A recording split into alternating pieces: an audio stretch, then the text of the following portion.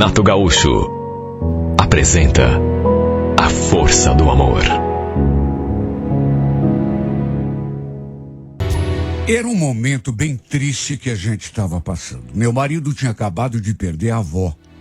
Na verdade, a dona Elisa tinha feito para ele o papel de mãe, já que foi ela que o tinha criado. O Cristiano estava inconsolável.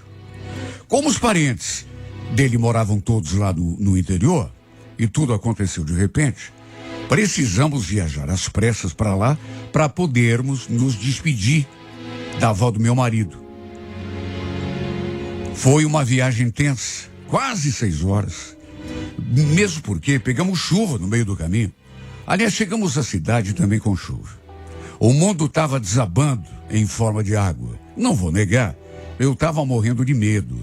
Não dava para enxergar quase nada na estrada. Imagina o perigo. Dei graças a Deus quando a gente chegou. De qualquer maneira, era uma coisa que precisávamos fazer. Fazia mais de ano que a gente não ia visitar a dona Elisa. Infelizmente, o Cristiano não pôde dar um beijo em sua avó em vida. O problema foi que a chuva não deu tréguas. Depois do sepultamento, ainda ficamos mais um dia na casa dos parentes do meu marido, mas como precisamos voltar por conta do serviço, precisamos encarar mais uma vez uma viagem com chuva. Quer dizer, era uma chuva assim, sabe, que não parava. Sentia até uma coisa ruim. Sabe, porque, sei lá, é tão perigoso, a gente ouve tanta coisa. O fato é que logo na saída da cidade, numa curva, por conta daquela chuvarada, nosso carro aquaplanou e saímos fora da estrada. O detalhe é que o Cristiano nem estava correndo, estava numa velocidade assim bem compatível com as condições do tempo. Mas parece que tem coisa que já está escrita, né? O carro deu aquela derrapada, sumiu do barranco e acabou capotando. Foi uma coisa muito, mas muito rápida. Pensa no desespero de todos nós. Nossos filhos começaram a gritar. Eu também me desesperei. Outros carros passaram por nós e pararam para prestar ajuda. Não sei quem chamou socorro. Tudo, repito, muito, mas muito assim, de uma hora para outra. Comigo e com as crianças não aconteceu nada. Quer dizer, alguns arranhões apenas. Nada demais. Perto do que desgraçadamente aconteceu com o meu marido, foi realmente nada demais. Todos nós, sem exceção, estávamos usando cinto de segurança. Todos nós, inclusive ele. Só que a batida foi muito forte. Do lado dele, pegou em cheio no barranco. Justamente, o carro capotou do lado em que ele estava. E mesmo tendo sido levado ao hospital, infelizmente ele acabou não resistindo. Foi o momento mais triste da minha vida. Na verdade, podia ser coisa da minha cabeça, mas eu acho que ele morreu ali mesmo na estrada, naquela curva. Eu senti isso quando toquei nele. Não sei explicar, mas tive uma sensação tão ruim que me deu um arrepio. Olha, eu pensei que não fosse aguentar de tanta tristeza. Meu Deus, tínhamos acabado de sepultar a avó dele.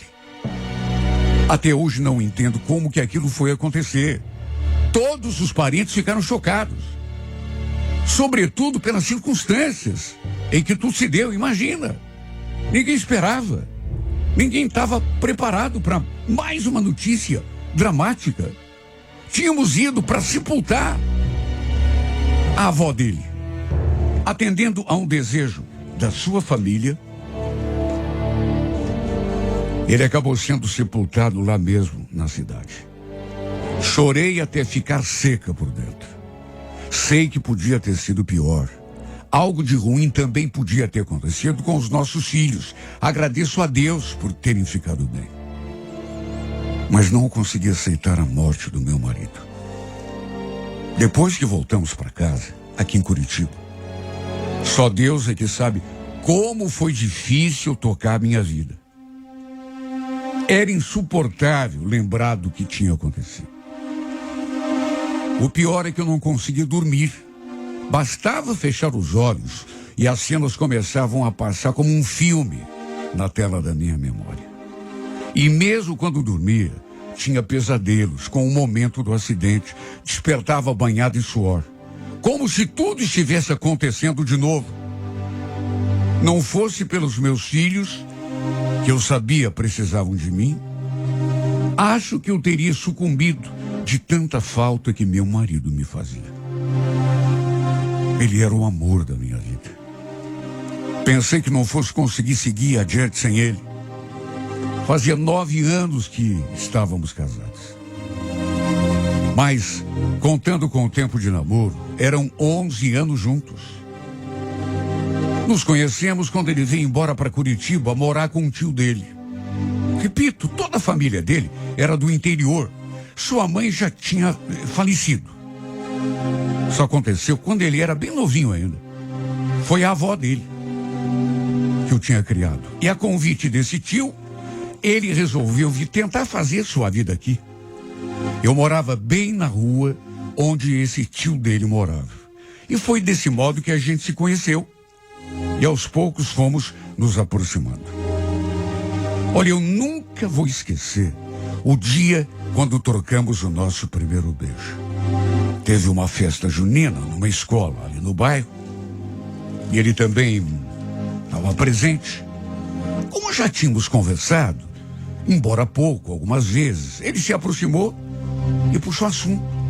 No fim, ainda me acompanhou até o portão de casa. E foi ali que aconteceu.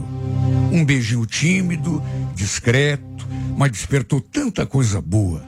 Sabe que já naquele momento eu senti alguma coisa estava mudando em mim e na minha vida. Parece que a gente sente, né? Trocamos telefone, começamos a falar, mandar mensagens, até que marcamos outro encontro. E aí sim o nosso romance teve início. Me encantei por ele desde o começo. Me apaixonei feito uma menina. E nem tinha como ser diferente. Ele me tratou desde o começo com tanto carinho. 2 anos namorando. Nossa ideia era seguir todos os passos. Namorar, depois casar. Só que aí, por descuido, eu acabei engravidando. Aí resolvemos pular uma etapa e fomos direto morar juntos. Casamos só no cartório. Não teve festa nem nada. Até porque preferimos guardar o dinheiro para começar a nossa vida juntos. Para não dizer que não teve nada, o pai nos ajudou a pagar um jantar para a família. Inclusive, alguns parentes do Cristiano vieram do interior para festejar com a gente. Tudo assim, muito simples. Mas era o que menos importava. O que importava mesmo era que dali para diante éramos marido e mulher. E o fruto do nosso amor estava aqui na minha barriga. 9 anos de casamento. Um filho de 8, uma filha de 5. Quando de repente, num piscar de olhos, meu amor foi tirado de mim. Sem que eu pudesse lhe dar um último beijo. Por que não esperamos mais um dia para virmos embora? Era o que eu me perguntava dia e noite sem parar. Quem sabe a chuva passasse. Mas parece que tinha de acontecer. Os parentes do Cristiano, que eram todos católicos, acabaram colocando uma cruz naquela curva onde tinha acontecido o acidente. E a verdade é que, apesar da tristeza, pelos meus filhos, fui obrigado a levantar a cabeça e prosseguir. Mas não tinha um dia que eu não chorasse. Encomendei uma missa de 7º dia, aqui mesmo em Curitiba. Os parentes dele também fizeram o mesmo, lá na cidade dele. E assim fomos tentando levar. As crianças também ficaram inconsoláveis. O pai era o herói deles. E olha, não estou dizendo isso apenas porque era meu marido, porque eu amava, não. O Cristiano realmente era uma ótima pessoa, uma alma iluminada. Todo mundo gostava dele. Até porque ele tratava todo mundo com educação, com respeito. Perto de completar 7 meses da tragédia, recebemos a visita dos tios do Cristiano. Na verdade, eles ficaram hospedados na casa daquele outro tio do Cristiano, com quem ele tinha morado quando veio embora para cá. Mas aí, antes de ir embora, vieram fazer uma visita para nós. E olha, podia ser impressão minha, mas eu senti que eles estavam meio esquisitos. Seu Carlos, por exemplo, teve uma hora em que ele me fez uma pergunta que eu achei tão estranha. Me diga uma coisa, Vera. E veja, não estou querendo te assustar, mas... por acaso, tem acontecido alguma coisa diferente aqui na tua casa? Além da pergunta ser estranha, a cara que ele fez também foi a mais bizarra possível. Ele fez aquela pergunta e deu uma olhada para a mulher dele. Lembra que eu falei, mas esquisita como, seu Carlos? Ah, sei lá. Não sei nem como te falar isso, mas... você tem visto alguma coisa à noite? Escutado algum barulho? Nisso, a esposa dele falou: fala logo de uma vez, Carlos. Não fica enrolando. Naquela hora, eu entendi menos ainda. Como assim, dona Sandra? Me contar o quê? Nisso, ele falou: então, Vera, é como eu te disse, não quero te assustar, mas me diga, o Cristiano, ele anda aparecendo para você? Quer dizer, o espírito dele?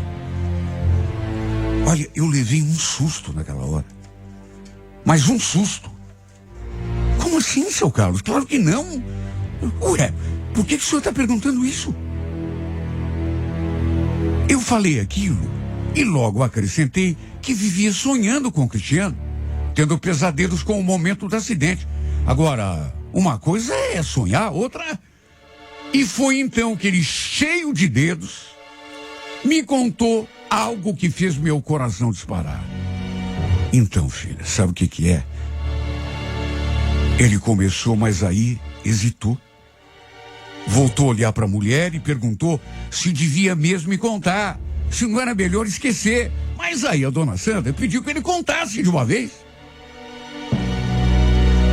E aquilo que ouvi da boca do seu Carlos fez meu coração quase explodir dentro do peito. É que ele anda aparecendo lá pro povo da cidade, filha. Estão vendo o espírito dele. Como é que é? Como assim? Aparecendo como? Não é todo mundo que viu, mas... sabe lá onde vocês capotaram o carro? A gente até botou uma cruz lá em sinal de respeito, né? E tem gente que jura que ele tá aparecendo lá. Quer dizer, o espírito dele, né? O senhor tá brincando. O senhor não pode estar falando sério. Olha, não é brincadeira, Vera. É história que tá rolando lá na cidade. Tem gente que jura que viu o espírito dele bem naquela curva em que vocês capotaram o carro. Até o padre já foi benzer aquela cruz. Imagine como que eu me senti ouvindo aquilo. E pela cara dos dois, claro que não era brincadeira. Inclusive, ele parecia nem estar querendo me contar. Não queria me assustar. Foi a dona Sandra que o encorajou, segundo eles. Quem primeiro viu o meu marido, o espírito do meu marido, foi um morador de lá mesmo, que tinha um pequeno caminhão, fazia entregas. Diz que ao passar por aquela curva à noite, viu alguém pedindo carona. Aí parou. Só que quando parou e olhou, não tinha ninguém na estrada. Ele jurava que quando olhou aquele vulto, era o vulto do Cristiano. Depois apareceram outras pessoas falando que a mesma coisa praticamente. O espírito do Cristiano estava pedindo carona na beira da estrada. Eu fiquei sem saber o que pensar. Na verdade, fiquei paralisada. Não consegui nem raciocinar direito. Imagine, se aquilo fosse verdade, meu marido tinha... Por que será que isso estava acontecendo? Será que o seu espírito não tinha conseguido encontrar o caminho? Eu já vi tanta coisa, meu Deus. Diz que tem ocasião que o espírito fica preso nesse mundo, não consegue se libertar. Foram tantas perguntas que eu fiz, uma mais louca do que a outra. Naturalmente que isso tudo mexeu muito comigo. Me senti confusa, perdida. Se aquilo tudo fosse mesmo verdade, por que é que ele não estava aparecendo para mim? Se estava aparecendo lá, naquela curva, para mim, por que não aparecia? Eu que era sua esposa. Eu que sentia tanto a sua falta. Conversei com os meus pais. Contei o que os tios do Cristiano tinham me contado. E eles não acreditaram muito. Falaram, inclusive, para não ficar me atormentando com esse tipo de coisa. Olha, eu nunca fui uma mulher religiosa. Nunca fui de frequentar a igreja. Por isso eu fiquei sem saber em que acreditar. Por outro lado, o seu Carlos e a dona Sandra me falaram aquelas coisas com tanta convicção que não sei, parecia mesmo que era verdade. E depois tem outra, não foi só uma pessoa que viu. O fato é que desde que eles estiveram ali em casa e me contaram aquilo, eu não consigo pensar em mais nada. Passei noites e noites rezando antes de dormir, pedindo que Deus me mandasse uma resposta. Porque se o espírito do meu marido estivesse aparecendo, eu precisava saber que aparecesse para mim. Para ver se aquela saudade louca se atenuava um pouco. Inclusive liguei para alguns parentes do meu marido. Alguns disseram que era bobagem aquela história, que o povo andava inventando, que não era para eu me preocupar, me deixar influenciar. Mas outros confirmaram, mesmo não tendo visto com os próprios olhos. Teve muita gente que disse que devia ser verdade mesmo, porque até o padre tinha ido lá benzer a cruz.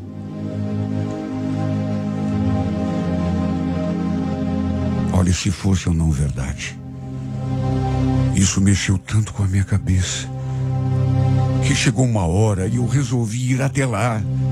Não que eu esperasse ver alguma coisa, mas achei que devia pelo menos levar umas flores no túmulo dele, fazer uma oração, quem sabe encomendar mais uma missa. Talvez ele estivesse precisando disso. Fui sozinha. Deixei meus filhos com a minha filha e comprei uma passagem.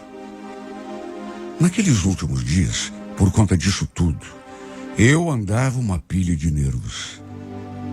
Não conseguia me concentrar em mais nada.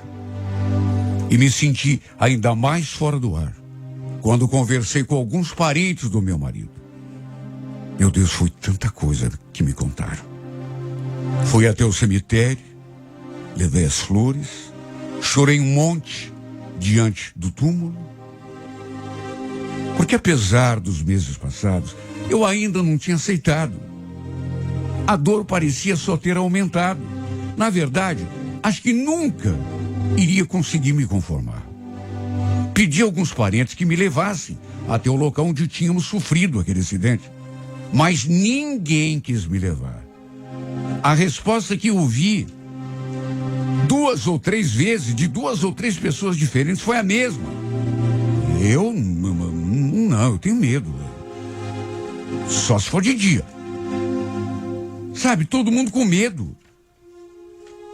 Ninguém queria ir à noite. Todo mundo com medo do espírito do Cristiano aparecer para eles. Mesmo eu pedindo, ninguém quis me levar. Estive lá durante o dia e foi inevitável reviver tudo o que tinha acontecido. Chorei de novo e no fim consegui convencer o seu Carlos a voltar naquela curva comigo. Passamos um tempão ali. Anoiteceu. Ele segurou a onda ali comigo, mas não vimos nada de diferente. Mesmo eu implorando que ele aparecesse para mim. acabei voltando para Curitiba. Infelizmente não tive a confirmação de nada, porque para mim pelo menos ele não apareceu. Só que repito, conversei com várias pessoas e algumas confirmaram que era verdade. Sinceramente, não sei em que acreditar. Desde então, a única coisa que faço é rezar a Deus que me dê paz de espírito, ao espírito do meu marido, ou então que ele se mostre para mim também. Eu não tenho medo. Sabe, pelo contrário, eu quero. Queria tanto vê-lo de novo, mesmo que seja assim. Quem sabe isso consiga atenuar um pouco essa angústia que eu sinto, esta falta de paz em que me encontro. Já pedi tanto que ele apareça para mim. Se ele já apareceu para algumas pessoas, por que não para mim? Justo eu, que o amo mais do que qualquer outra pessoa nesse mundo. Justo eu que não tenho medo. Não vou me assustar. Só quero um pouco de alento de paz. Que essa saudade me dê uma trégua. Queria poder me despedir, vê-lo diante de mim. Não tenho medo. Até porque sei que jamais ele me faria mal nenhum. Só que para mim, justamente para mim, ele nunca apareceu. Cheguei a ficar lá mais de uma hora no escuro. Lá naquela curva, onde disseram que ele apareceu para algumas pessoas. E não aconteceu nada. Nada. E eu queria tanto te ver. Repito, não tenho medo como os outros. Tô aqui te esperando, amor. Morrendo de saudade. Apareça pra mim. Se mostre pra mim. Eu acho que só vou conseguir um pouco de paz quando eu te ver outra vez. Só vou ter um pouco de sossego nessa vida se puder dizer que te amo, olhando no fundo dos teus olhos, mesmo que seja em espírito.